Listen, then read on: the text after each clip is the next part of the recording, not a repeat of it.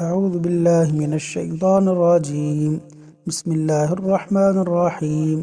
گناہ کی مشہوری کرنے کا انجام۔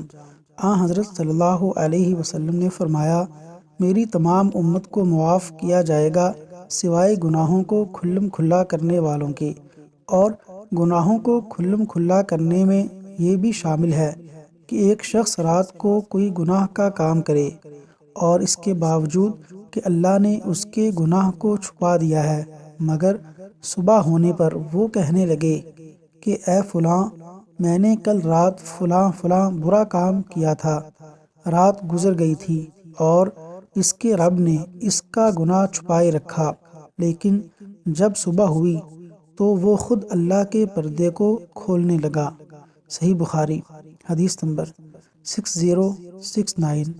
اللہ تبارک و تعالی ہمیں دین اسلام پر عمل کی توفیق عطا فرمائے، آمین یا رب العالمین۔